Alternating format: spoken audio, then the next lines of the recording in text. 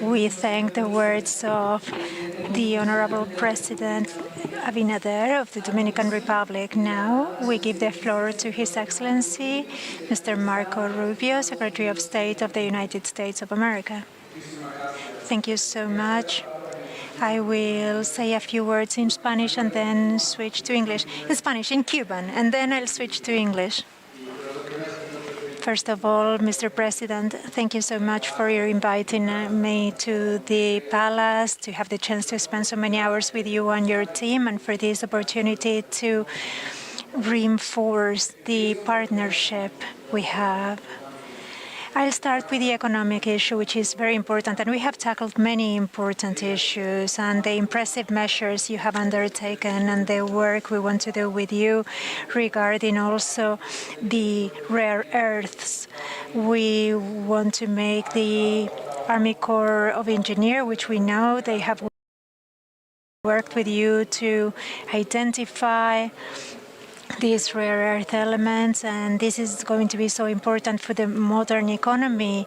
We are not ready to announce anything official at this point, but we will discuss the opportunity, the possibility of doing something very significant for the history of both countries. At the same time, we need to discuss energy security. We have a chance to not only have a power supply for the Dominican Republic to continue to make progress, but this will be of great benefit to Puerto Rico.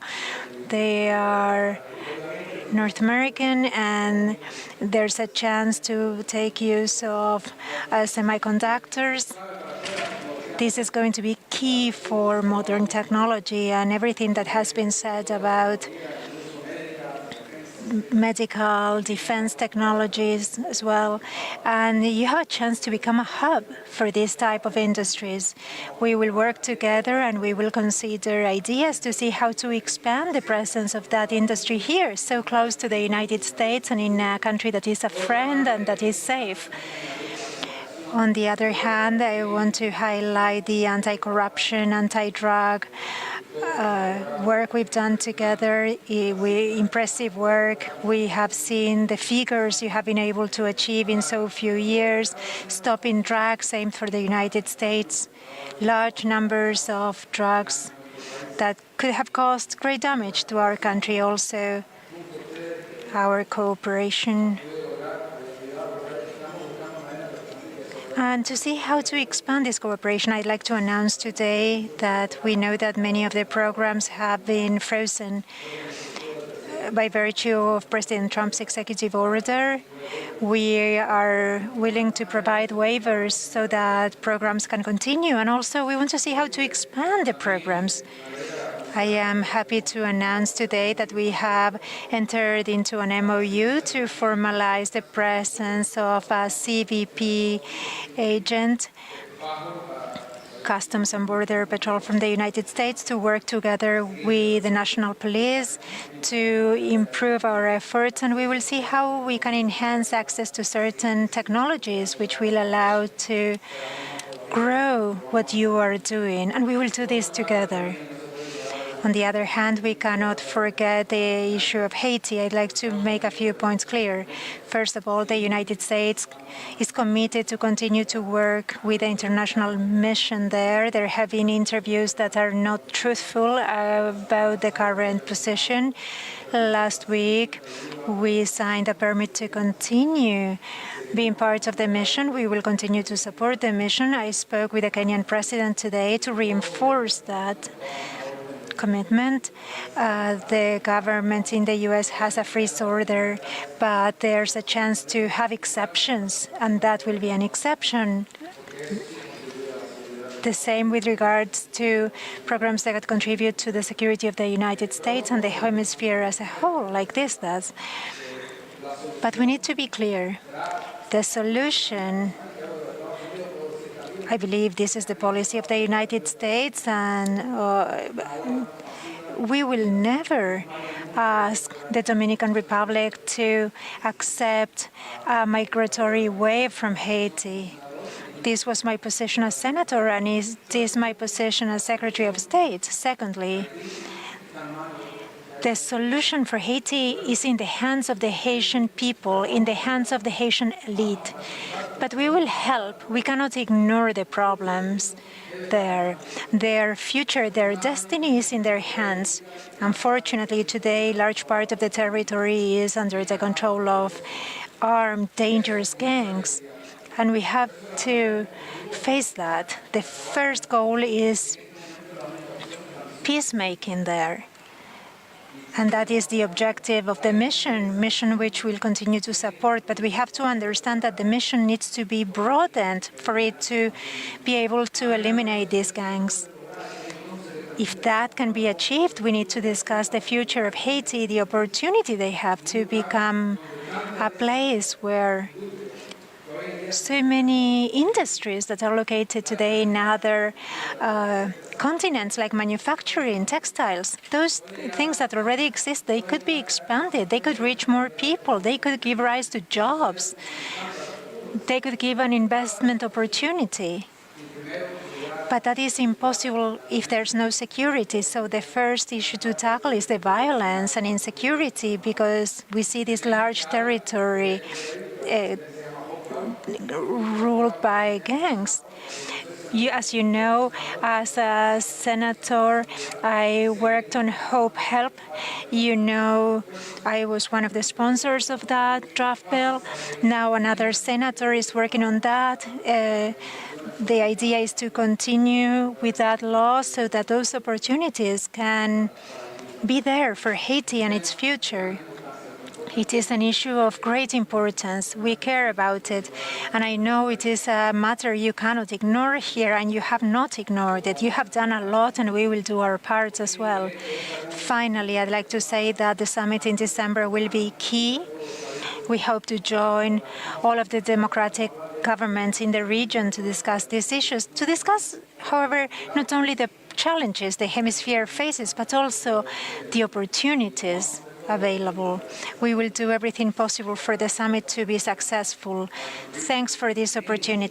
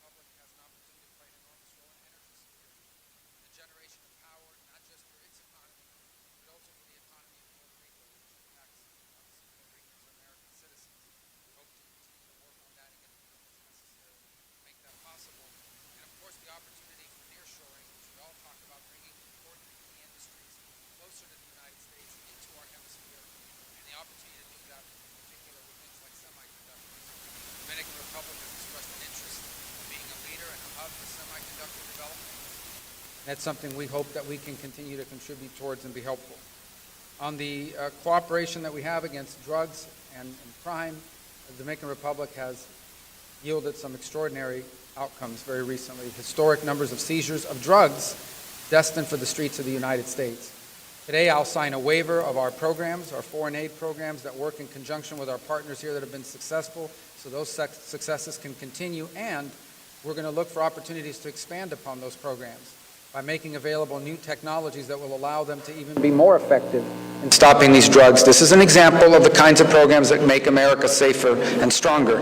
And so we issue those waivers today, and we look to expand upon those programs in the future.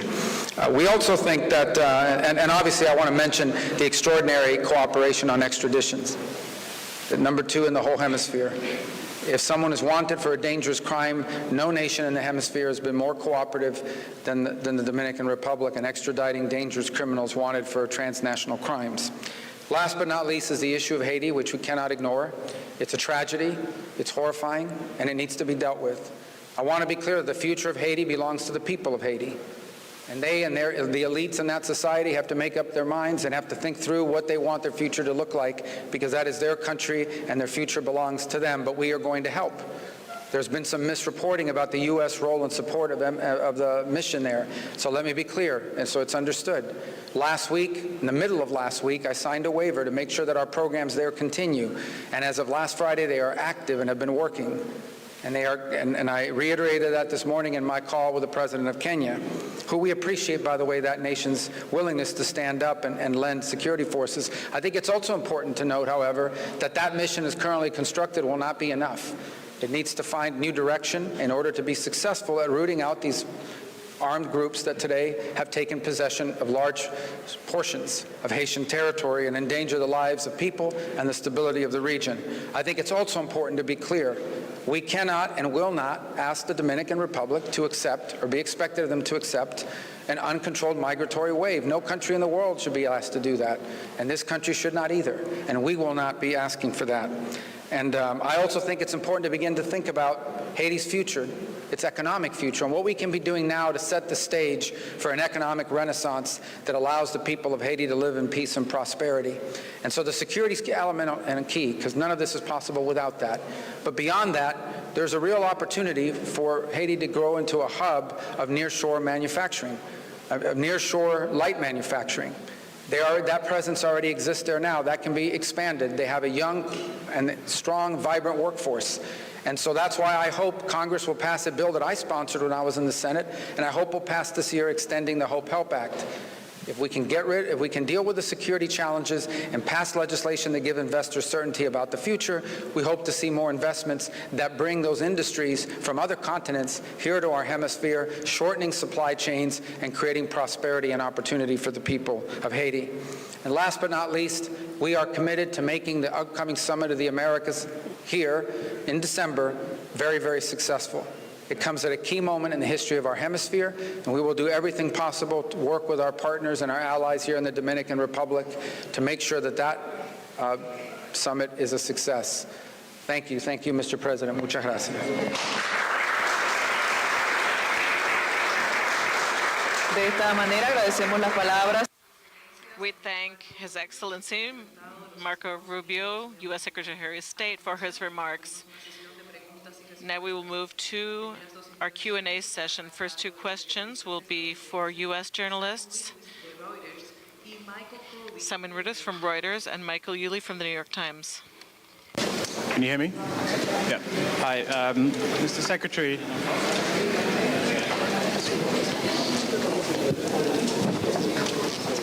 Hello? Yeah, okay. Secretary Rubio, you said that you were going to skip the G20 foreign ministers meeting in South Africa because of your disagreements with the government there. Could you tell us whether the whole Trump administration, the whole U.S. government is going to skip all of the G20 events in South Africa this year? And do you feel that by doing this, by missing this meeting, you're ceding global leadership to other countries like the BRICS countries and China specifically? And secondly, just on Gaza, because you addressed it yesterday during your press conference, during your comments, you mentioned that the plan that the president set forward would only move Palestinians from Gaza out temporarily. The president has said, I think it's pretty clear from his comments today, that he's talking about permanently resettling Palestinians from Gaza. Could you tell us whether this administration is planning to facilitate the forced displacement of those Palestinians? Point of the G20, I think the whole topic of the G20 gathering is one that I don't think we should be focused on, talking about global inclusion, equity, and these sorts of things. I think we should be focused on things like terrorism and energy security and the real threats to the national security of multiple countries. So we'll have representation there of some sort, I imagine, but I'm just not attending it because instead I'll be hopefully traveling to parts of the world and meeting with leaders and others during that time period where we can focus on the issues that are directly before us and that I think should be the top priority because they align with our national interest. As far as your question about the Gaza piece, let me go back and say that place right now, and I think the aerial images confirm, is not habitable, not just because of the destruction due to the conflict and the fact that the Hamas cowards hide underground, but also because there are unexploded munitions, there are all kinds of weapons, including Hamas weapons in the location. That all has to be cleaned up. I think President Trump has offered to go in and be a part of that solution, and if some other country is willing to step forward and do it themselves, then that would be great, but no one seems to be rushing forward to do that, and that has to happen. That's the reality. That place, Gaza, right now has unexploded munitions, lots of rockets and weapons and other things that the Hamas was using there, and that needs to be dealt with, and it's very difficult to do that when you have populations on top of you. If some other country is willing to step forward and do that job themselves, then I encourage them to do so. But it seems to me that there are a lot of countries in the world that like to express concern about Gaza and about the Palestinian people, but very few are willing in the past to do anything concrete about it. And so I think President Trump is trying to stir that and hopefully get a reaction from some countries who do have both the economic and technological capacity to contribute to a post-conflict region. Will be able to return or not? Well, again, I mean, that area, when you're removing munitions that are unexploded, I don't think you want people living next to unexploded munitions and weapons depots that have been left behind or are in place because of what Hamas has done. So I think that's just a realistic reality that in order to fix a place like that, people are going to have to live somewhere else in the interim. And there are countries in the region who express a lot of concern about the Palestinian people, and we encourage them to step forward and provide a solution and an answer to that problem.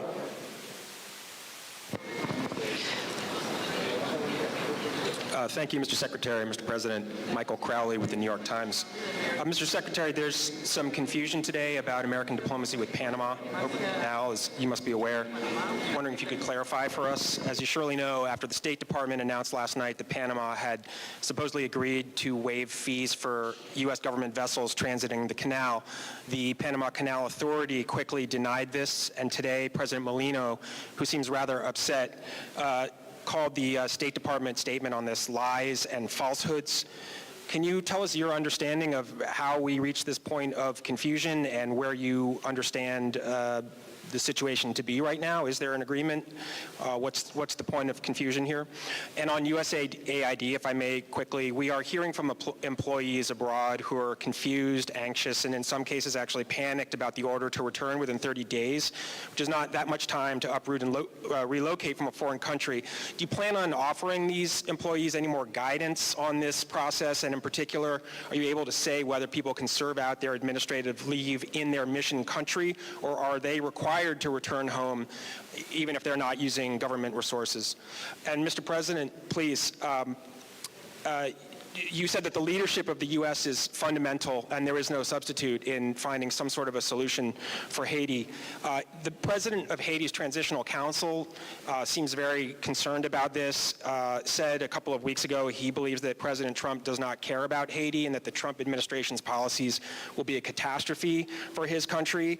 Can you just give us a sense of your confidence level that the Trump administration will follow through and exercise the sort of leadership role you described? Thank you. What was your, let me answer the first two because I think they were for me, but what was the first one again? I apologize. And the state of the diplomacy, what led to the confusion and where things stand now. And then the second one was USAID. Okay. Yes, please, thanks. I'm not confused about Panama. We had conversations. I felt there were strong first steps. We have expectations we made clear in those conversations. I respect very much that Panama has a process. They're a democratically elected government. They have rules, they have laws, they're going to follow their process, but our expectations remain the same. In particular on that, I would just say that the United States has a treaty obligation to protect the Panama Canal if it comes under attack. That treaty obligation would have to be enforced by the armed forces of the United States, particularly the U.S. Navy. I find it absurd that we would have to pay fees to transit a zone that we are obligated to protect in a time of conflict. Those are our expectations. They were clear. They were clearly understood in those conversations. But I respect very much the fact that Panama has a process of laws and procedures that they need to follow as it relates to the Panamanian Canal authorities. We'll allow them to work through those processes. We intend to make it amicable the way our visits were. As far as the USAID, A couple points. The goal of our endeavor has always been to identify programs that work and continue them, and to identify programs that are not aligned with our national interests and identify those and address them. So we have sent out guidance to those deployed abroad that they will be on leave of absence, not fired, leave of absence as of Friday. And then we made very clear in the message, it's there and it's written in the message that was posted, that if there are exceptional circumstances regarding family or displacement, or maybe the person, their spouse is employed in the embassy, so they're co-located and their children are in school, there is room and space for that. We also made clear in the guidance that there would be specially designated programs that would not be a part of that order. And we are working through the process of identifying them now, what those specially designated programs are, and we will continue to work through the process of finding them. The third point I would make is that people were given 30 days that we would help bring them home if they so desire during that 30-day period. And at the same time, the expectation, as I said, that if they have a special condition or something's going on, we didn't list them all, but we're willing to listen to those. We're not trying to be disruptive to people's personal lives.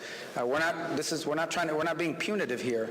But this is the only way we've been able to get cooperation from USAID. I had preferred not to do it this way.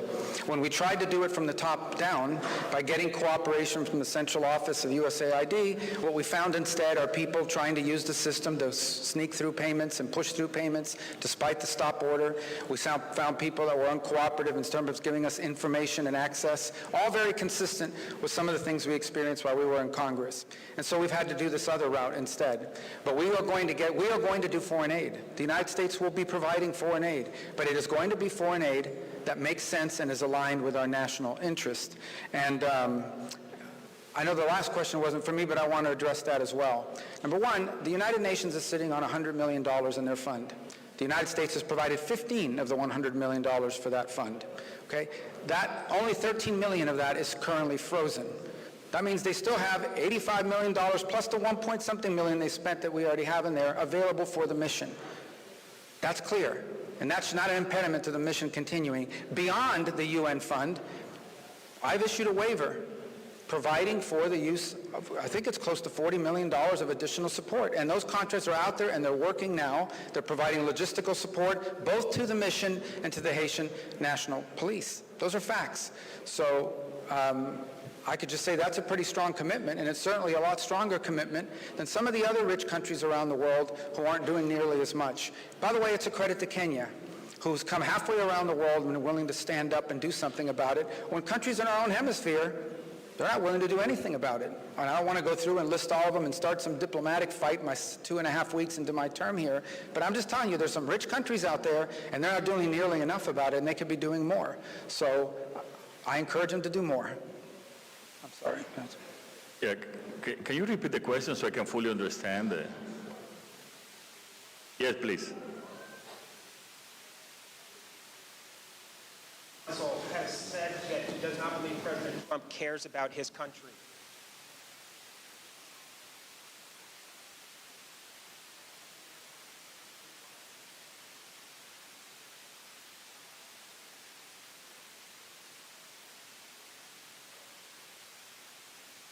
But we just heard the policy of the United States with Haiti.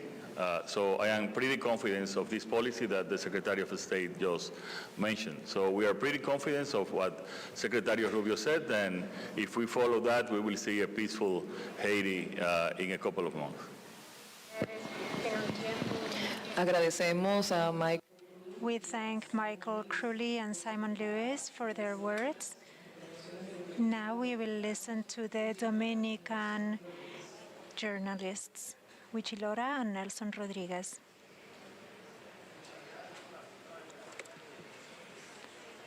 No mic.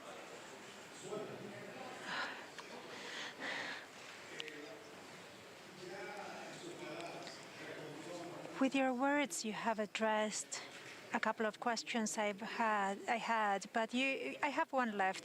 You've discussed Haiti, the fight against drug trafficking, and you've discussed rare earth elements. I'd like to know whether the interest of the U.S. government in the rare earth elements found here has to do with the fact that there are some signs that they are here in such an amount that they could be exploited.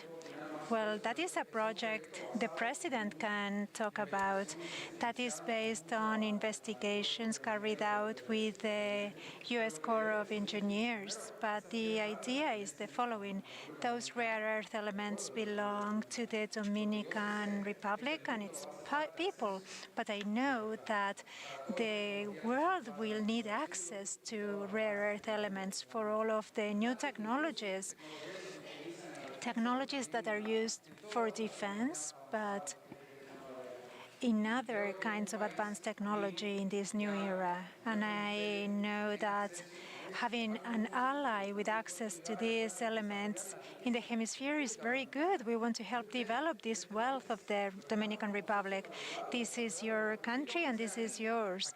But we want to help you develop it because it's better that these elements are in the hands of an ally rather than in the hands of a country that's not an ally on the other side of the world. Uchi, we can actually share with you preliminary information. It's preliminary but quite positive. We have gross reserves. Then we will see what the net reserves are. But the gross reserves are of about 100 million tons. That is significant. In about 2-3 months, we will have the numbers with precision, but what we've seen so far is quite positive. We feel optimistic. This is advanced technique, and we require technology and help. This is why we have created a public company, a state company, to be able to exploit these rare earth elements, but the market is in the United States. There is an international price, but you always need advising so as to exploit them in an efficient way and with economic sense. Thank you so much. Good afternoon, President Abinader, Secretary Rubio, and respective delegations. It's been said here that the Summit of the Americas at the end of the year is one of the tasks that will start. I'd like to know whether we'll have President Trump here then. But let's remember what happened in Los Angeles in the Summit of the Americas in June 2022. The Secretary of State at the time exerted lots of pressure to exclude Cuba, Venezuela, and Nicaragua. He did not reach consensus amongst Latin American countries, and the United States did not invite Cuba, Venezuela, or Nicaragua. Secretary Rubio, you just said that those three governments are enemies of humanity. That is very strong. Dominicans would say, well, let's take it down a notch. So we could really be a bit softer. But if you keep that high tone, would the U.S. be ready to exert pressure so that those three governments cannot be invited to the Summit of the Americas? Or if these three governments who are enemies of humanity, they will be invited. I know the decisions of President Abinader on this matter. So the United States would not share with those governments. Well, that decision, who to invite, lies with the Dominican Republic. The Dominican Republic will be hosting. I do not know how else to talk about a regime that has forced about 8 million citizens to leave Venezuela. They imprison, they torture innocent individuals. In the case of Cuba, significant portions of the population have left the country. They have imprisoned over 500 persons, including children and women, because they were part of demonstrations on the streets. and Nicaragua, imprisoning political opponents. Every candidate has been pursued by justice in Nicaragua. They are even deporting nuns. They have a fight against Catholic Church, a fight against religious representatives, and there is a co-presidency, and it's kind of a family dynasty. I do not know how else to describe those regimes. They are not just doing that to their own people, but these three regimes have contributed to the instability of the region. Every country in the region has had to pay the price of the instability in these countries. In the case of Venezuela, which cooperates with Iran, with Hezbollah, with Hamas, in the case of Cuba, which has allowed Russian presence, Chinese espionage. This is my opinion.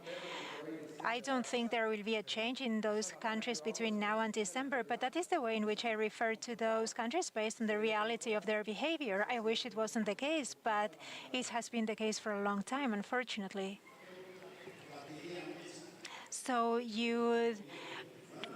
would you share a table with them? Well, the governments there could change, their regimes could change. They could stop abusing human rights, violating human rights. But I believe politics works well when we speak clearly and we are not confused, and I am not confused. Las preguntas de los periodistas dominicanos.